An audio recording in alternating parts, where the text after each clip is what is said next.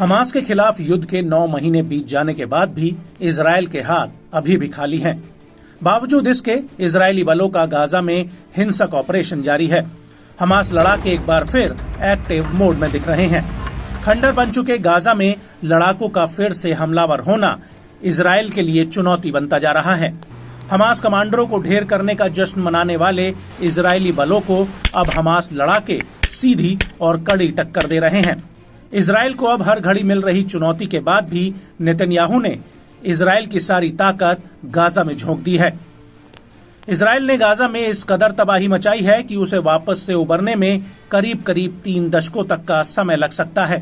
पहले से ही पिछड़ेपन का शिकार गाजा अब महज खंडहर और मलबों का ढेर बनकर रह गया है, जहां से सिर्फ और सिर्फ गोलीबारी की आवाजें गूंजती सुनाई पड़ती हैं। इजरायली बलों के अब तक के असफल ऑपरेशन को 9 महीने गुजरने के बाद अब उसे एक और बड़ा झटका लगा है। ऐसा दावा किया जा रहा है कि गाजा के अभी भी ज्यादातर हिस्सों में हमास का टनल नेटवर्क अच्छे खासे ऑपरेशनल पोजीशन में है। हमास के पास अभी भी इजरायल के साथ सीमा के करीब और उसके पार भी हमले करने की ताकत है। चैनल 12 की खबर ने हाल ही में आईडीएफ के आकलन का हवाला देते हुए दावा किया कि मध्य गाजा के रिफ्यूजी कैंपों, दक्षिण में राफा और उत्तर में शजैया कैंप में हमास की सुरंगें सही सलामत हैं। गाजा के दक्षिण में खान यूनिस में आईडीएफ की ओर से टारगेट की गई सुरंगों को ठीक कर लिया गया है। साथ ही उस इलाके में कारखाने भी हैं, जहां पर सुरंगों को बनाने के लिए कंक्रीट तैयार किया जाता है।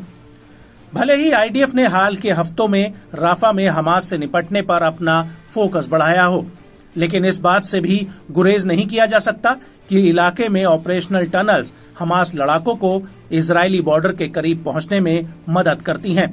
बताया जाता है कि आईडीएफ की अभी भी कई यूनिट्स हमास की सुरंगों के मकड़जाल से निपटने में उलझी हुई हैं। इजरायली बॉर्डर्स के पास से इसे धीरे धीरे खत्म किया जा रहा है। एक रक्षा अधिकारी ने द टाइम्स ऑफ इजराइल को बताया कि सुरंगों को नष्ट करने में कई साल लग सकते हैं, ये देखते हुए कि इजरायली सेना उन्हें नष्ट कर सकती है।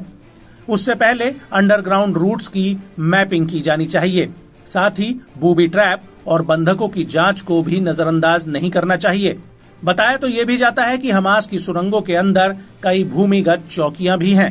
हमास के लड़ाके इन सुरंगों का इस्तेमाल हथियारों को जमा करने, ठिकाने के तौर पर और आवाजाही के लिए करते हैं।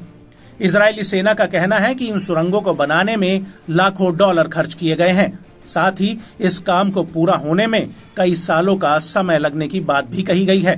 खास बात है कि इन सुरंगों में हमास के लड़ाकों के बीच आपसी बातचीत के लिए फोन लाइनें भी बिछा रखी हैं, जिसे इजरायली सेना ट्रैक नहीं कर